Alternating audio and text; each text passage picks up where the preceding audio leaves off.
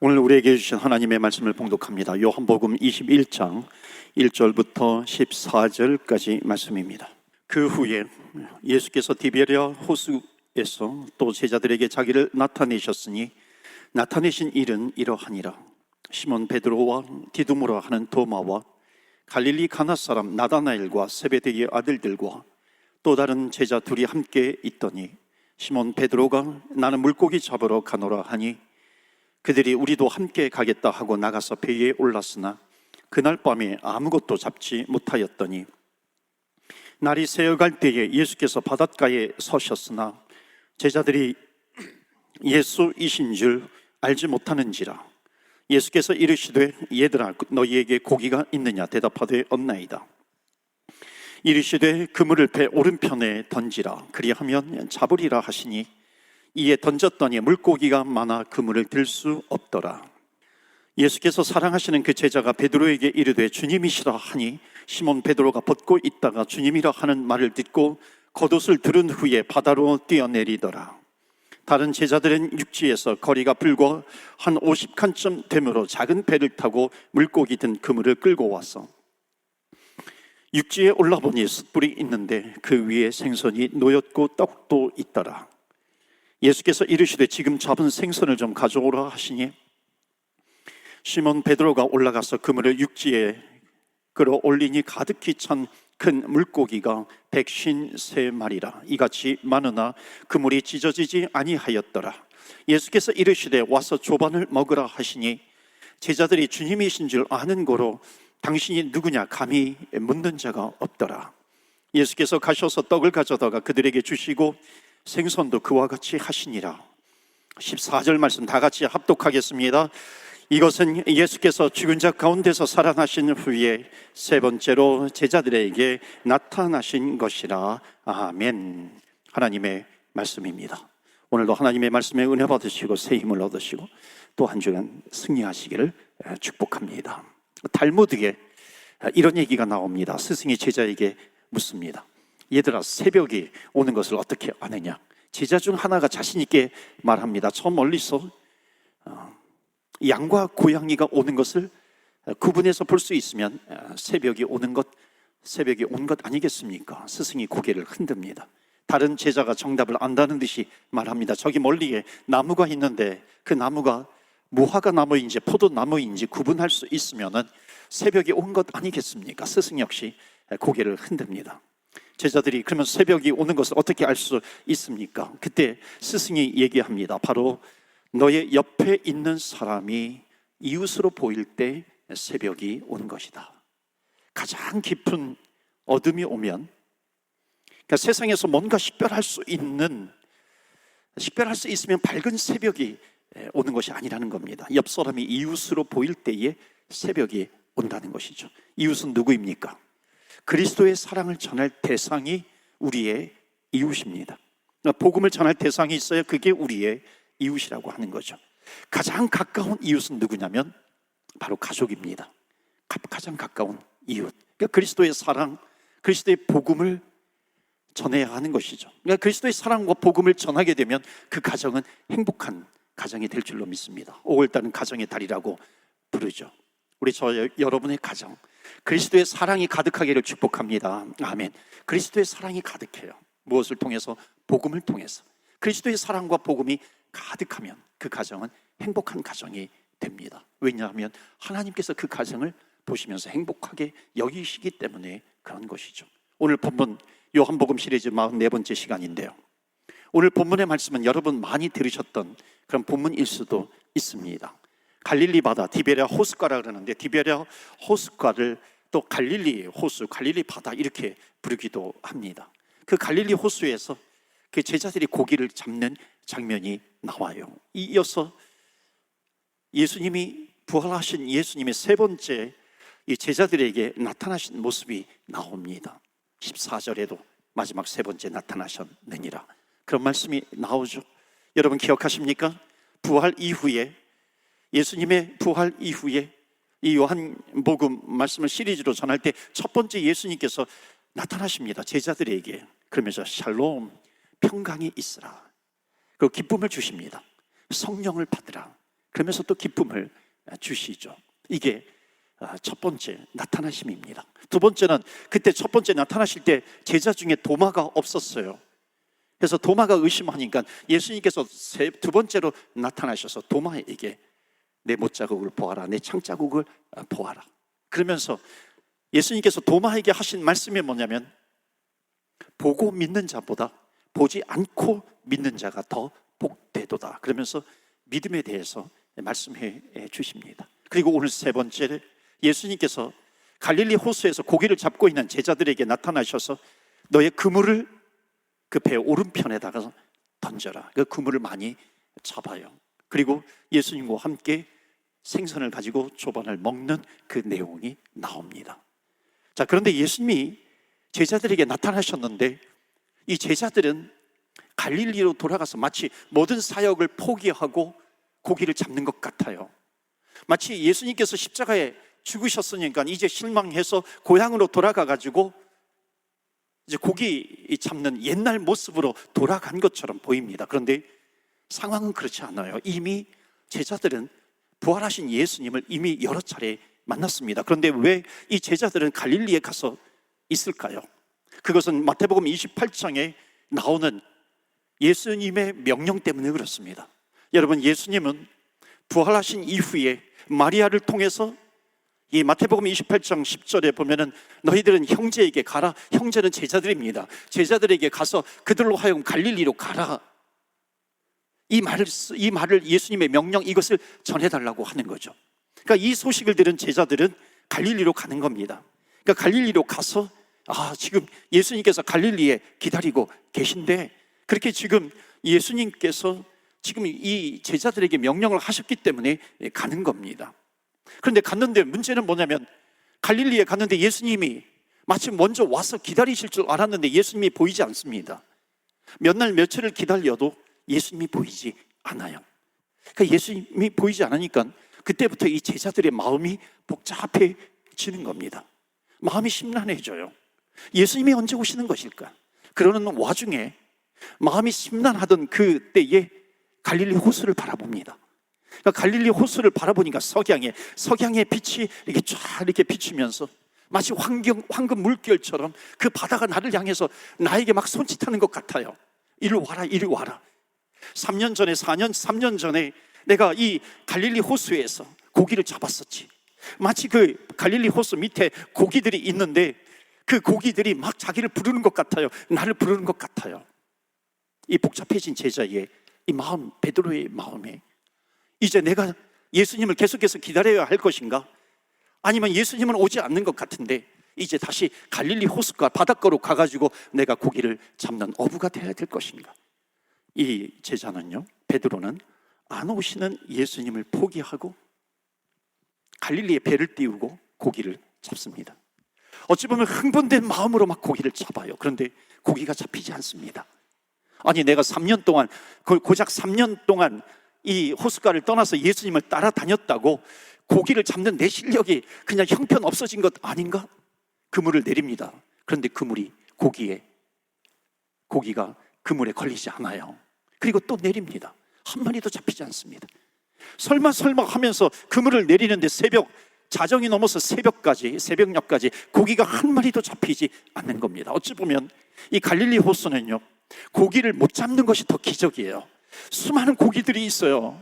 베드로 고기도 있다고 그러잖아요. 지금 성지순례 하면은 그 수많은 고기가 있는데 그 고기가 안 잡히는 게 기적인데, 지금 이 예수님의 제자 베드로를 비롯해서 여기에 있는 7명의 제자들은 그 기적 중에 기적을 지금 경험하고 있는 겁니다. 그러던 중에 저쪽 호숫가에서 한 음성이 들립니다. 그물을 배 오른편에 던져라. 그러면 고기를 많이 잡을 수 있을 거야. 이 이야기를 듣는 순간에 베드로는, 아니, 이게 정신없는 소리를 누가 하는 거야? 지금 내가 오른편뿐만 아니라 왼편에도 던졌고 앞에도 던졌고 뒤에도 던졌는데 오른편에 던지라고 하는 저 목소리가 무엇인지 정신없는 소리라고 생각을 하면서도 한편으로는 그 음성이 무슨 권위 있는 자, 권세 있는 자의 음성처럼 들린 겁니다. 그래서 이미 자기의 손은 벌써 배 오른편에 그물을 던지고 있어요. 그물을 던지니까 많은 고기가 그 그물에 잡힙니다. 150 3마리, 153마리가 잡히는 거예요. 얼마나 좋았겠어요? 얼마나 기뻤겠어요? 그런데 기뻐해야 되는데 이 베드로의 마음속에 또 복잡한 생각이 듭니다. 왜냐하면 지금 이 장면이 낯설지가 않은 겁니다. 아니, 이 기분은 뭐지? 뭔가 지금 과거에 내가 경험했던 그런 일을 내가 지금 또 겪고 있는 것 같아요. 베드로가 예수님을 딱 처음 만났을 때에 그날도 한 마리도 잡지 못했거든요. 그때 예수님께서 나타나셔서 저 바다 깊은 곳에 그물을 던져라. 순종을 하고 그물을 바다 깊은 곳에 던졌더니 그물이 찢어질 정도로 많은 고기들이 잡힌 겁니다. 그때 예수님을 처음 만났던 때 베드로는 그 주님 앞에 엎드려서 주여, 저는 죄인이로소이다. 나는 죄인입니다. 나를 떠나소서. 그렇게 고백을 하잖아요. 그때의 모습하고 너무나도 비슷한 겁니다. 바로 그 순간에 마음이 좀 뭔가 좀 심란할 때에 오늘 본문 7절에 보면 예수님의 가장 사랑받는 제자 요한이거든요. 요한복음을 기록한 요한이 주님이시다, 주님이시다 소리치는 거예요. 그 순간에 이 베드로가 풍덩하고 겉옷을 입고서 그 바닷속으로 뛰어듭니다. 여러분, 베드로의 모습을 보면은요, 정말 사랑받을 수밖에 없는 것 같아요. 아주 성격이 급하지만 물속에 풍덩하고 이미 뛰어든 베드로예요. 행동하는 신앙인이죠. 누구는 뭐 이론적으로 얘기하지만 베드로는 누구냐면은 풍덩하고 예수님께 달려가는 제자 베드로입니다. 여러분, 이런 베드로를 뭐라고 얘기하는 줄 아세요? 볼매라고 얘기합니다. 요즘 유행하는 언어로. 볼매가 뭐냐면 볼수록 매력적인 사람, 볼수록 매력 있는 사람을 볼매라고 부르더라고요. 요즘은 새로운 단어들이 얼마나 많이 나오는지 몰라요. 그래서 막 이렇게 사전을 찾아봐야, 구글에서는 이렇게 한번 찾아보기도 해야 합니다. 맞아요. 베드로가 볼매인 것 같아요. 볼수록 매력적이에요. 성격은 급하지만 주님께서 보실 때에 이 매력적인 베드로, 주님께 달려옵니다. 자, 여기에서 말씀을 좀 전환해야 돼요. 왜 예수님께서는 이 제자들, 예루살렘에 있었는데 예루살렘에 있던 제자들을 왜 예수님께서는 갈릴리로 보내셨을까요? 그 이유가 있겠죠. 갈릴리로 보내신 것은 그 이유가 너무나도 분명한데, 기독교 역사 가운데 예수님께서 이 기독교 역사 가운데 기독교인들에게 주신 최고의 명령, Great Commission, 대위 명령, 그것이 뭐예요? 너희들은 가서 모든 민족에게 가서 제자를 삼아 아버지와 아들과 성령의 이름으로 세례를 베풀고 내가 너희에게 분부한 모든 것을 가르쳐 지키게 하라. 볼지어다 내가 세상 끝날까지 너희와 항상 함께 있을 것이야. 예루살렘과 온 유대와 사마리아 땅끝까지 이르러 복음을 전하라고 하시면서 마치 이 예수님께서는 제자들을 파송하는 건데, 오늘도 체이스 선교 파송식이 있는데 이 제자들을 파송을 하시는데, 이 예수님은 이미 마음속에 예루살렘에서 파송하는 것이 아니라 갈릴리에서 이 제자들을 파송해야 되겠다, 이 마음을 가지신 거예요. 그래서 예수님은 제자들을 갈릴리로 보내십니다. 자, 그러면 우리는 질문할 수 있죠. 왜 하필이면 갈릴리예요? 예루살렘에서도 제자들을 보낼 수 있잖아요. 부활하신 예수님을 만났어요. 그 예루살렘에서도 이 제자들을 파송할 수 있는데 왜 굳이 예수님께서는 갈릴리로 보내야만 했을까요? 그 보내신 이유 첫 번째가 뭐냐면 갈릴리에서 예수님을 만납니다. 예수님을 만날 때의 그 감격이 있는 거죠. 첫 신앙입니다. 첫 믿음입니다. 예수님께서 이 제자들을 갈릴리로 보내신 이유는 뭐냐면, 너희가 예수님을 처음 만났을 때의 그 감격, 그 순수했던 그 신앙이 있는데 그것을 절대로 잊지 말아라. 그것을 회복시켜 주시는 겁니다. 내가 처음 주님을 만났을 때의 그 장소이죠. 여러분의 믿음이 가장 순수했을 때가 언제일까요? 처음 주님 만날 때 아닌가요? 신앙생활 하면서 내가 모태신앙일 수도 있어요. 과거부터 내가 신앙생활을 할 수 있어요. 그러나 내가 정말 주님을 만났을 때가 있어요. 주님 살아계시네. 주님 그냥 멀리 계시는 것이 아니라 주님 나와 함께 계시네. 주님께서 다가오셔서 주님께서 나를 만나주셨네.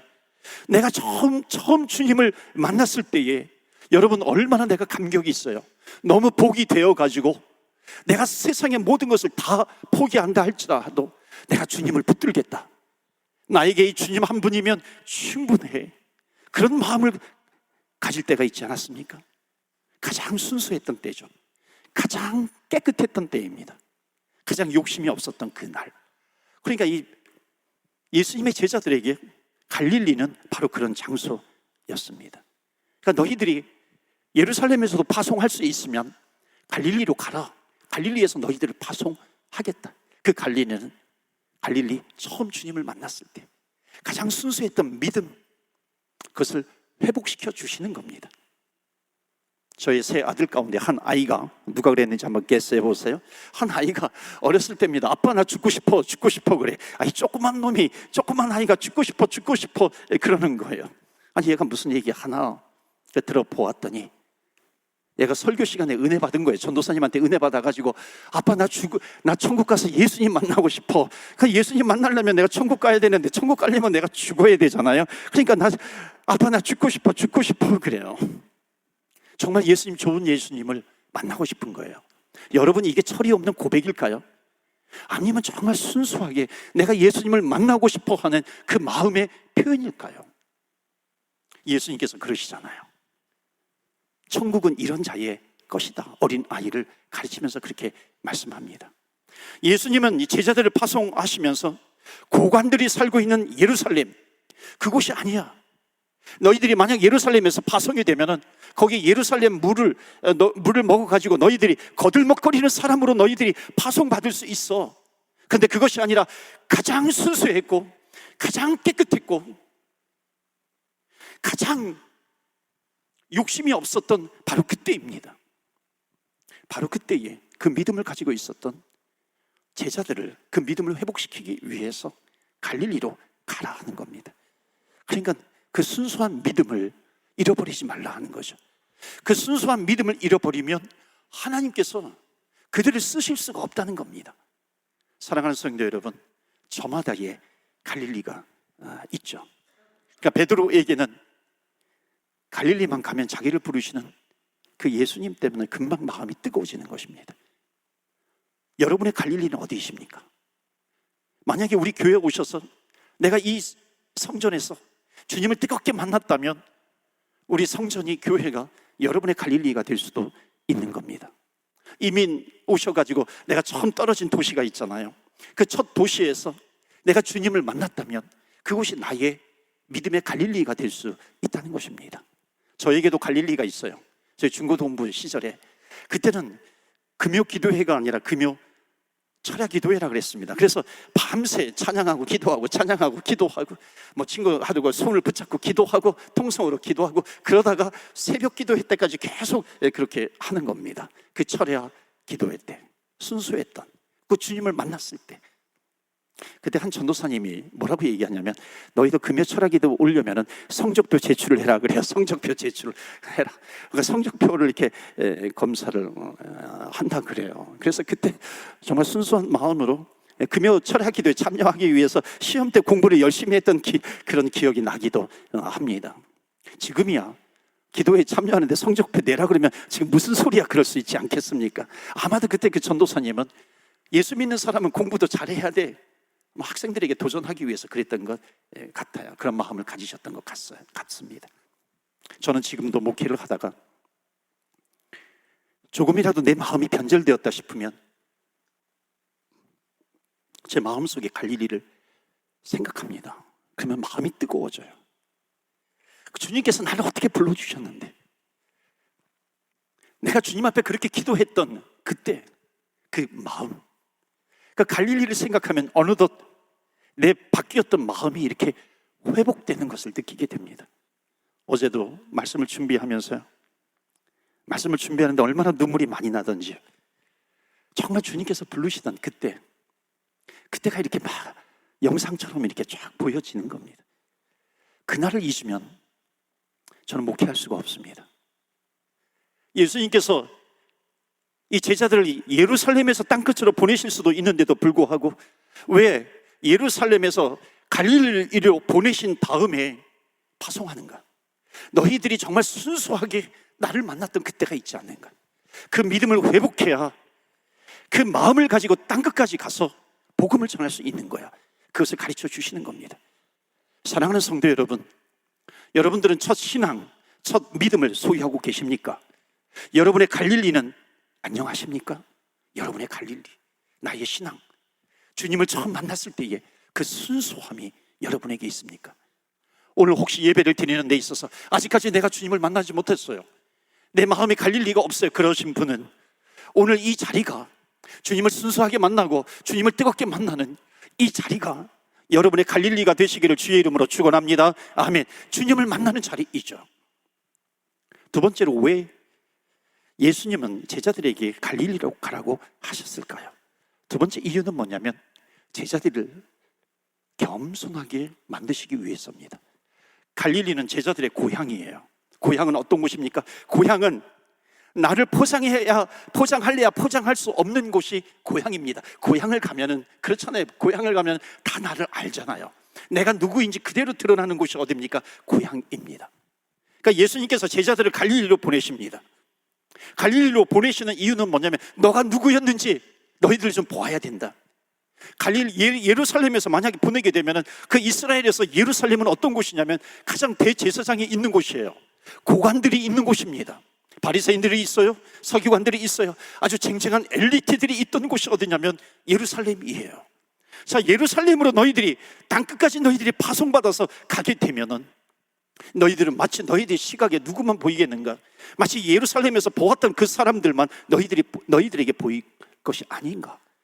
너희들은 예루살렘으로 돌아가라, 갈릴리로 돌아가라. 이것은 뭐냐면 겸손의 옷을 입어라 하는 것입니다. 너희들이 겸손해야 그 땅까지 갈 수 있단다. 고향은 자기를 돌아보는 곳입니다.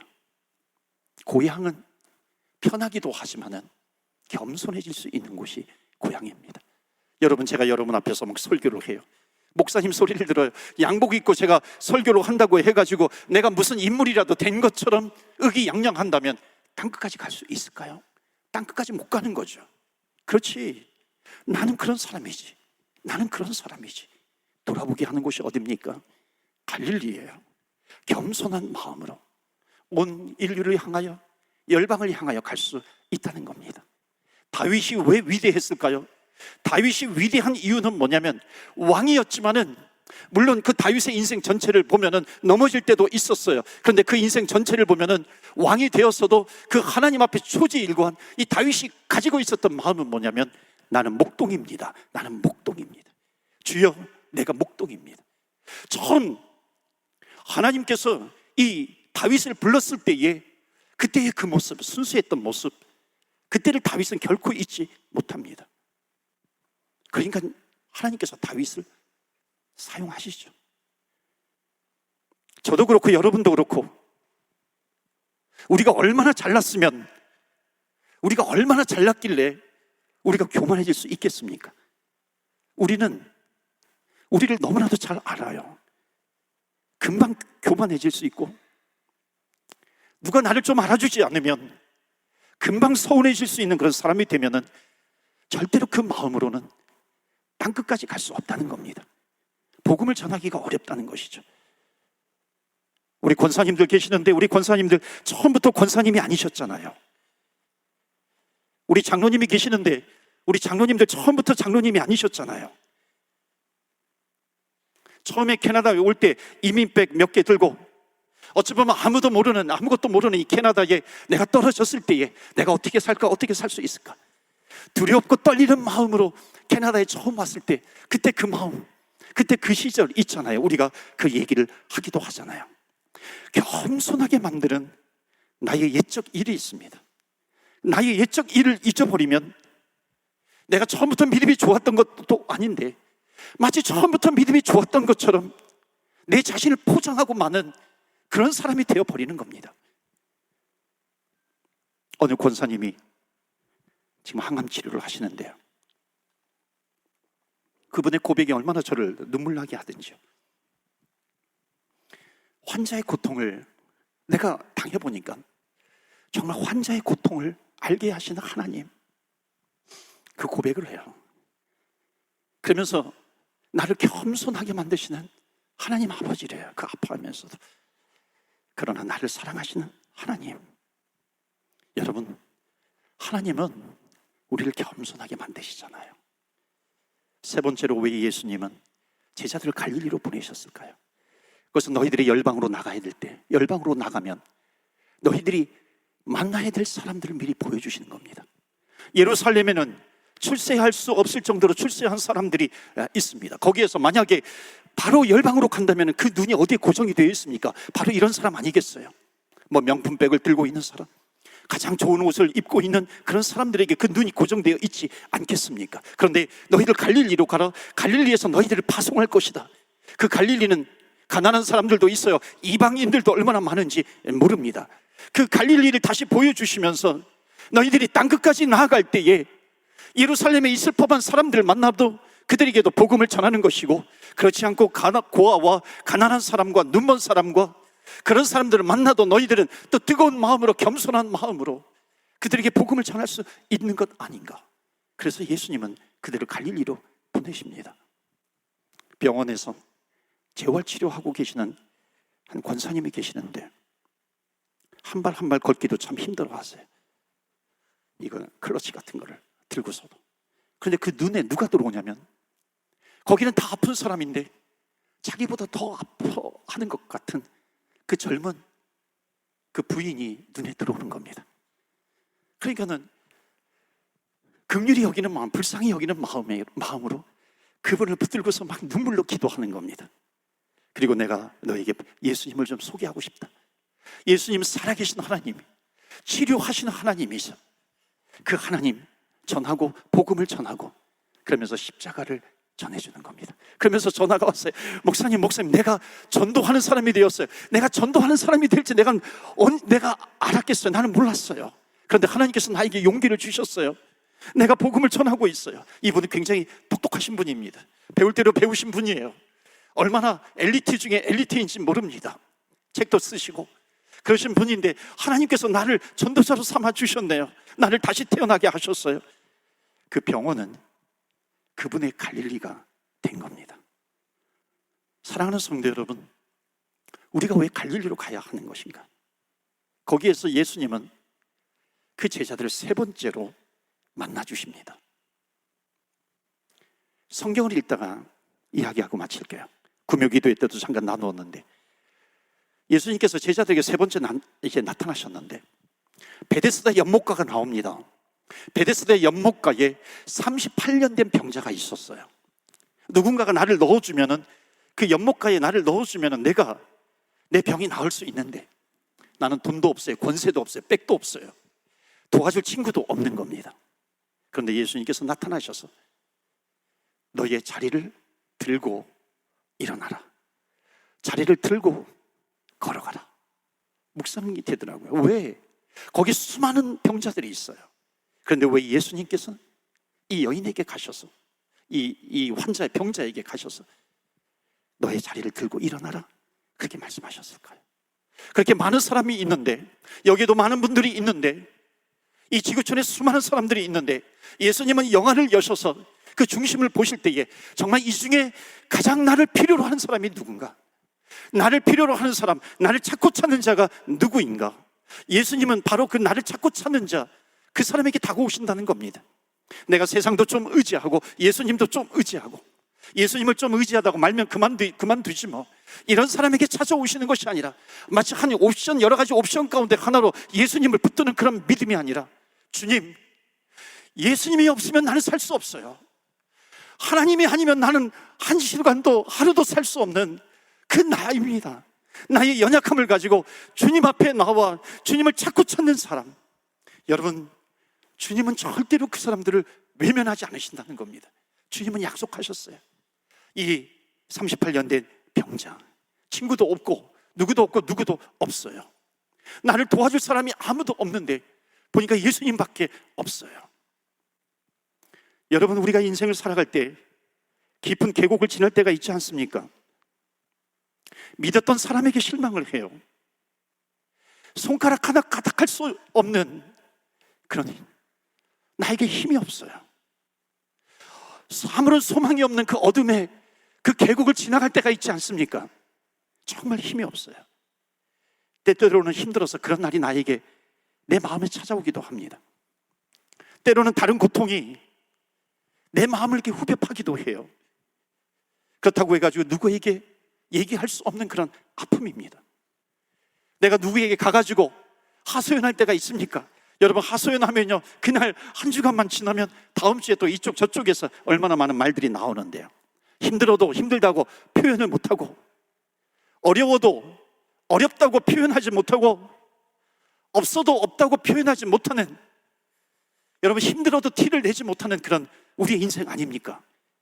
겉으로는 멀쩡해 보이지만 마음으로는 멍이 들어 있어서 정말 성경책조차 펼 수 없는 그런 나락으로 떨어질 때가 있는데, 그때 주님 앞에 찾아가는 겁니다.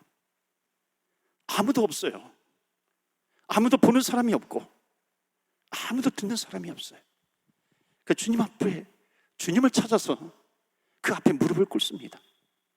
얼마나 내 마음을 쏟아냈는지, 쏟아놓고 또 쏟아냈고, 그때 나를 찾아오시는 주님, 딱 한 분이 나를 찾아오시죠. 말씀을 주십니다.